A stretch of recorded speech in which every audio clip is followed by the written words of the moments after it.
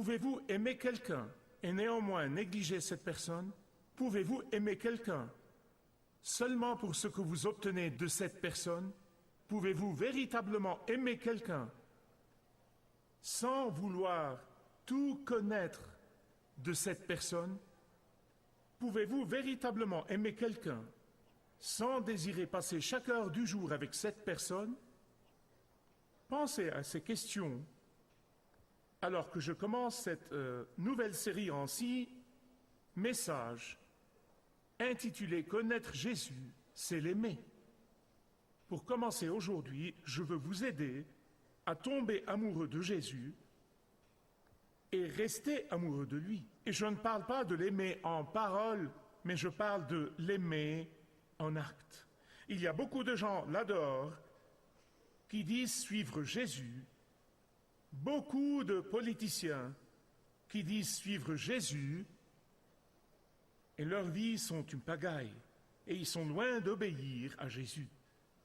Et donc, je veux vous expliquer dans cette série de messages comment votre amour pour Jésus peut être universel, que votre amour pour Jésus ne fluctuera pas, non, mais votre amour pour Jésus peut seulement devenir plus profond et plus grand. Je veux que vous me compreniez parce que c'est important, je crois de tout mon cœur, qu'on a besoin désespérément de cette série de messages dans ces derniers jours, alors que nous voyons l'amour de beaucoup se refroidir. Aimer Jésus intimement est l'une des choses les plus importantes à commencer à saisir et sur laquelle se concentrer dans ces temps où nous voyons tant de personnes dont l'amour pour Jésus est si superficiel. Et en regardant autour de nous, nous voyons que beaucoup aiment en parole, mais pas en acte. Nous voyons tout ceci et comme nous le voyons, il nous faut comprendre comment aimer Jésus intimement, complètement. Maintenant, pour ceux d'entre vous qui connaissez Jésus, vous avez besoin d'apprendre comment grandir dans votre amour pour lui plus intimement chaque jour. Où que vous soyez sur le spectre spirituel, je veux vous dire que quand vous aimez Jésus totalement et intimement, il va vous donner la plus grande joie au milieu de circonstances écrasantes. Mais juste au cas où quelqu'un ici dirait « Ah, bon, Michael, je crois que je vais déconnecter maintenant. J'aime Jésus, je n'ai pas besoin d'en savoir plus, j'ai d'excellentes connaissances bibliques. En fait, je suis partisan d'une interprétation de la Bible précise. Je défends la doctrine biblique. Toutes ces choses, bien-aimés, sont merveilleuses et je ne veux pas que vous arrêtiez. » D'autres pourraient dire, bien Michael, attends une minute, je suis pour la vie profonde, je suis pour la vie changée, je suis pour la vie victorieuse, mon appel est vers le haut. N'arrêtez pas, continuez. Mais voici le problème, il y a tant de croyants qui ont transformé comment aimer le Christ en un but en soi. Et c'est ce dont je veux vous parler aujourd'hui. S'il vous plaît, écoutez attentivement, pas juste aujourd'hui, mais les 6 prochains messages. Car si votre but dans la vie est d'avoir une connaissance intellectuelle de la Bible, si votre but dans la vie est d'obtenir de Dieu et de sa parole ce que vous voulez, je prie que Dieu vous transforme aujourd'hui. C'est le cri de mon cœur que vous soyez transformés aujourd'hui. Tandis que nous étudions ensemble et cherchons ensemble, j'apprends personnellement autant que vous comment aimer Jésus plus profondément, comment aimer Jésus plus pleinement, comment aimer Jésus plus intimement, comment aimer Jésus plus spécialement. Vous pourriez dire, et pourquoi est-ce important ? J'ai reçu Jésus comme sauveur dans ma vie, j'ai fait ma profession 2 fois, il y a déjà longtemps. Pourquoi ai-je besoin de savoir ça? Parce que je peux vous dire que plus vous aimez Jésus, plus les choses de votre vie vont prendre leur place. Paul était un homme religieux. Il était zélé pour sa religion.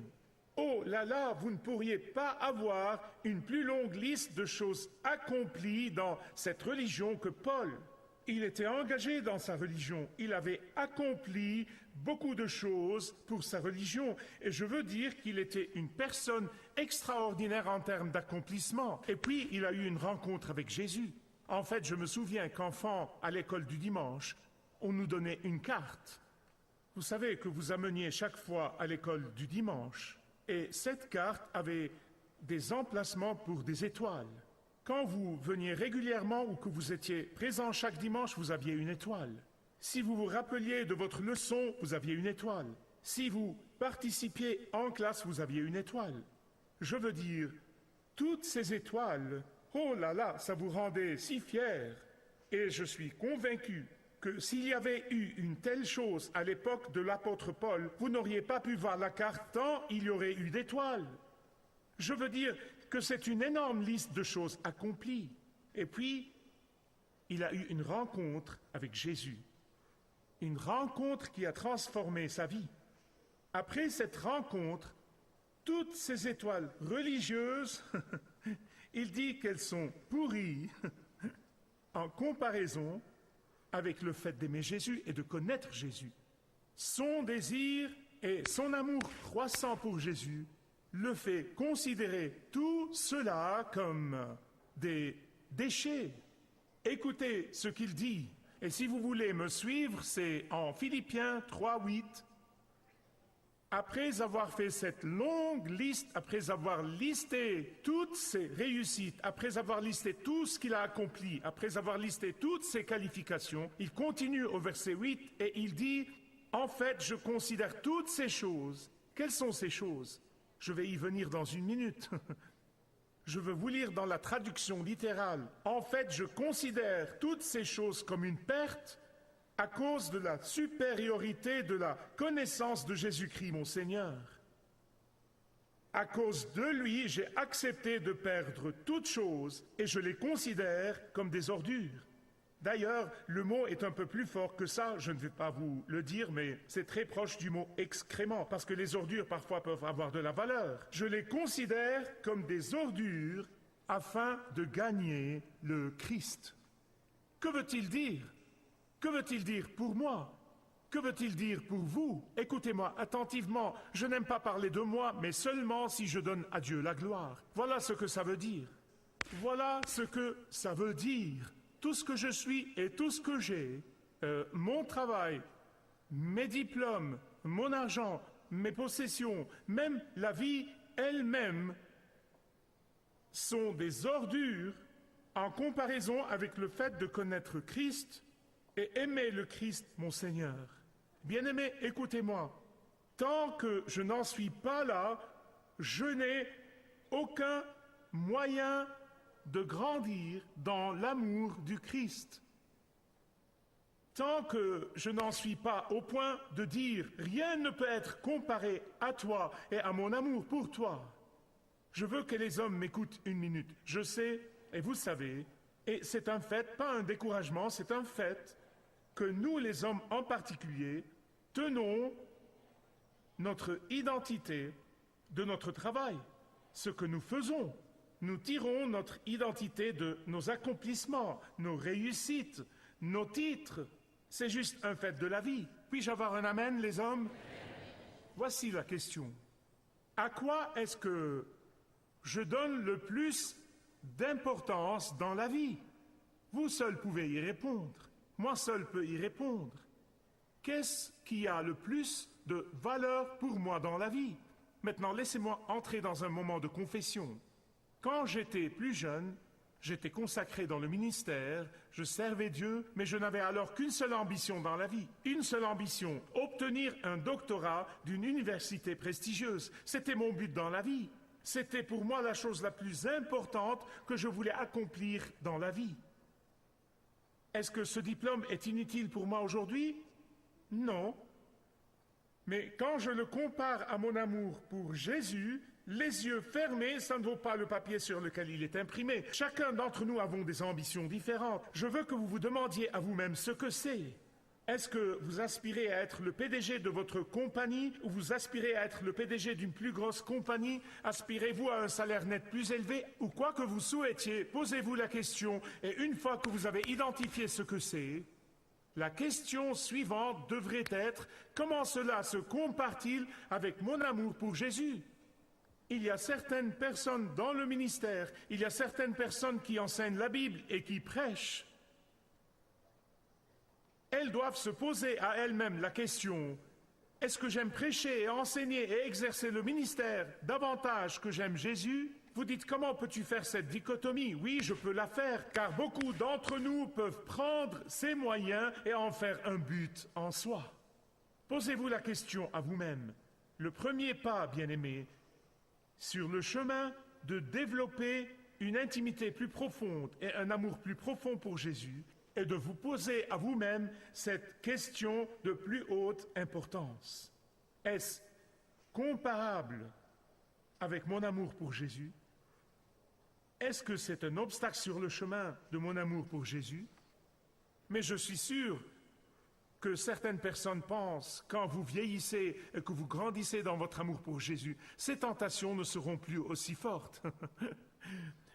Je me souviens qu'une fois, quand j'avais la quarantaine, je parlais avec un responsable de renommée internationale, un grand homme de Dieu dans ses 70 ans, et il me reprenait concernant quelque chose que j'avais dit sur lui. Il a dit: frère, tu m'as tenté avec l'orgueil. Et j'ai dit: à votre âge?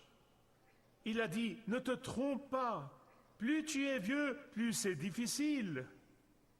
Et donc, peu importe l'âge, peu importe où vous êtes, en fait, je peux vous dire, plus vous marchez avec Jésus, plus la bataille est rude, plus la guerre fait rage. Et donc, la prochaine question naturelle est: comment puis-je surmonter la tentation d'aimer quelque chose ou aimer quelqu'un plus que ce que j'aime, Jésus? Grande question, je veux y répondre. Je peux vous dire, en me basant sur l'autorité de la parole de Dieu, que si vous pensez que vous pouvez combattre cette tentation en amassant des connaissances bibliques, vous allez être surpris. Si vous pensez que la façon d'aimer Jésus, c'est de passer d'une expérience spirituelle à une autre, ou passer d'une hauteur spirituelle à une autre, vous allez être choqué. Aimer Jésus commence par être insatisfait avec là où vous en êtes à votre niveau actuel d'amour du Christ. Puis-je avoir un témoin? C'est là que ça commence, avec l'insatisfaction. Je sais que les publicitaires veulent vous donner la satisfaction. Je vous dis aujourd'hui que si vous voulez vraiment l'avoir, commencez par être insatisfait. Votre amour pour Jésus commence par désirer de le connaître et de l'aimer plus que quiconque ou quoi que ce soit dans la vie. Écoutez la prière de l'apôtre Paul pour les chrétiens d'Éphèse. En Éphésiens chapitre 3, verset 18, voici comment Paul intercède pour les gens qu'il aimait le plus. Et il a passé 3 ans à Éphèse, plus que n'importe quelle période de temps passée ailleurs. Et il dit: ma prière pour vous, c'est que vous compreniez pleinement quelle est la largeur, la longueur et la hauteur et la profondeur de l'amour du Christ.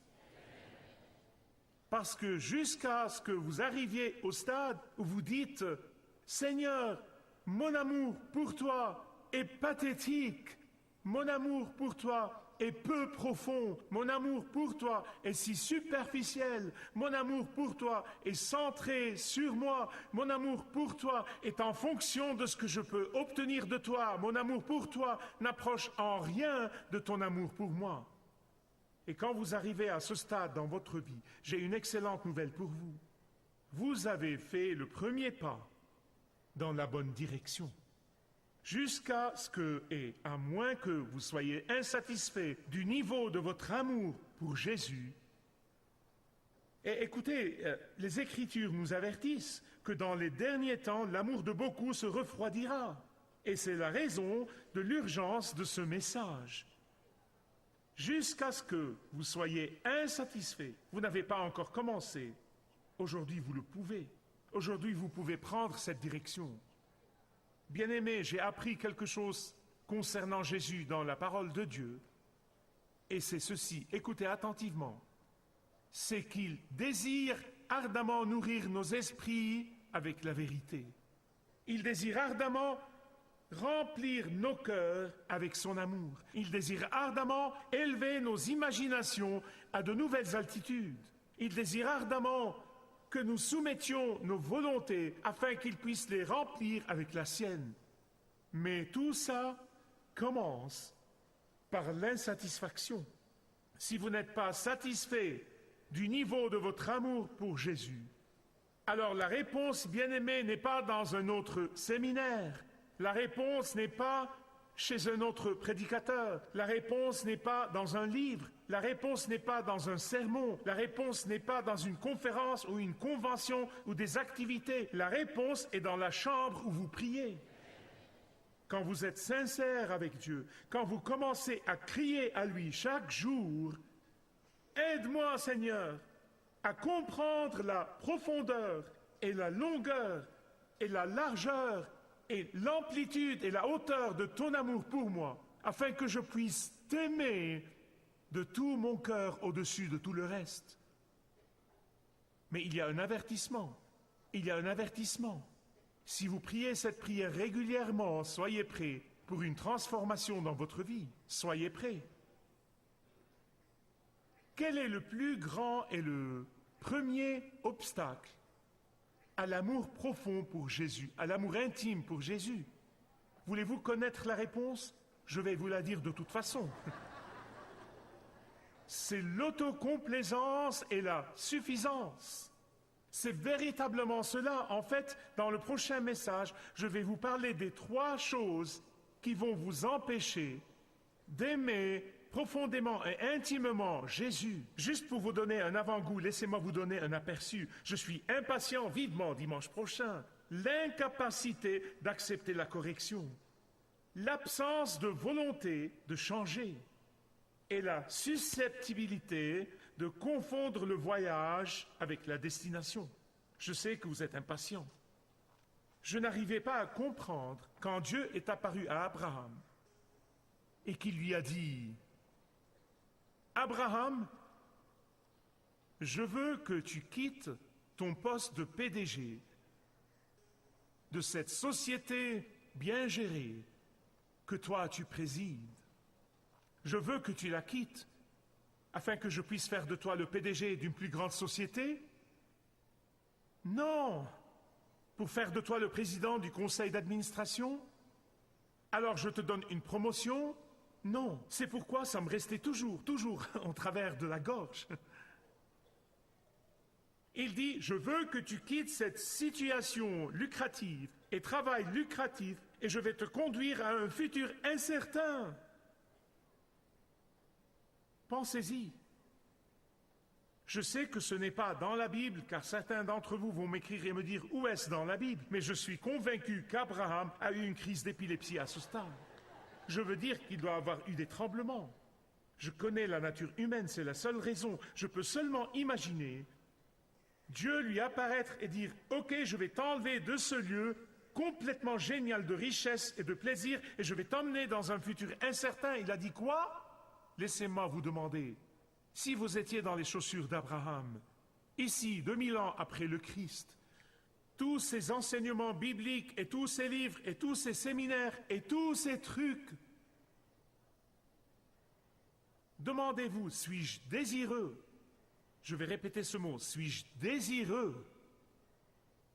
Suis-je désireuse de tout lui donner? Vous notez que je répète le mot désireux parce que c'est ce que la plupart de gens ne comprennent pas. Dieu vous a donné tout ce que vous avez. Il l'a vraiment fait. Vous dites, j'ai travaillé dur, j'ai fait ceci, et j'ai fait cela, et j'ai fait tel sacrifice. Oui. Mais il vous a tout donné. Gardez ça à l'esprit. Peu importe ce que vous avez fait. Il vous a tout donné. Tout ce que vous avez, il vous l'a donné. Il ne veut rien de vous. Mais il veut savoir, êtes-vous désireux? Abraham était désireux de tout abandonner Et il veut savoir s'il y a quoi que ce soit en conflit avec son amour pour lui de tout votre cœur, profondément et plus intimement. Soyons francs, vous le laisseriez tomber. Il veut que vous disiez, le moment venu, ô cher Jésus, si je mets tout et tout le monde sur un plateau de la balance, et mon amour pour toi sur l'autre plateau, sûrement que ton plateau gagne de loin. Sans comparaison. Sans comparaison. Et voici la bénédiction, voici la chose que la plupart des gens ne réalisent pas. Quand Abraham fit cela, et pas seulement au début, il lui fit confiance, même quand il lui a donné Isaac et lui a dit « offre-le », il a dit « ok, je sais que tu le ressusciteras des morts si tu dois le faire, j'y vais ». Dieu l'a béni au-delà de toute espérance, parce que vous ne pouvez pas vraiment entamer le chemin de l'amour de Jésus sans vouloir obéir à Jésus, quoi qu'il en coûte. Je pensais à un homme du 19e siècle qui était un professeur d'université connu du nom de Wendell Phillips, très renommé. Il enseignait partout, au moins sur la côte est des États-Unis. Et Wendell Phillips aimait sa femme invalide de tout son cœur. Il l'aimait si profondément. Mais malheureusement, à cause de sa profession de conférencier et d'enseignant itinérant, un métier dont les engagements le tenaient éloigné de la maison durant de longs voyages. Une fois, juste après un de ses cours, à des kilomètres de chez lui à Boston, il était déterminé à rentrer chez lui le soir même. Ses amis essayèrent de le convaincre et lui dire « S'il te plaît, attends demain ». Et lui dire « Le dernier train est parti et tu dois prendre un transport particulier. Il fait froid et c'est glissant dehors. Tu vas affronter beaucoup d'obstacles et de dangers sur la route. » Et il dit simplement « Oui, mais à l'autre bout de ces kilomètres, je verrai la face de ma bien-aimée Anne. » Maintenant, bien-aimés,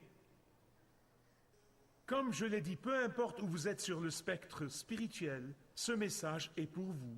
Parce que quand votre amour pour Jésus devient plus intense et plus profond et plus intime, même les circonstances difficiles et écrasantes de la vie deviennent lumière pour vous.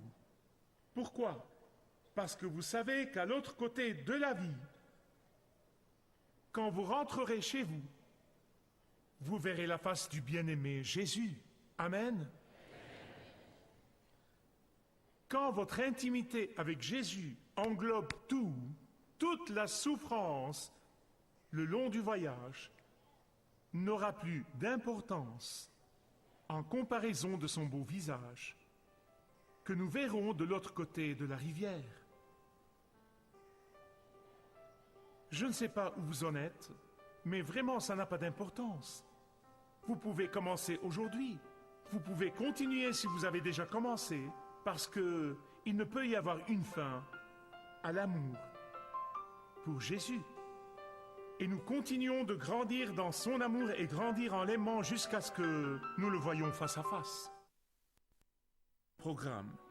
Marcher avec le guide est un programme et un ministère de Kingdom Set que je vous présente chaque jour en anglais, en arabe et en français, dans l'espoir que Dieu l'utilise pour vous toucher et toucher vos besoins. Et je prie que Dieu ait déjà guidé beaucoup d'entre vous dans une relation plus forte et plus profonde avec lui à travers Malakut Sat. Que Dieu vous bénisse.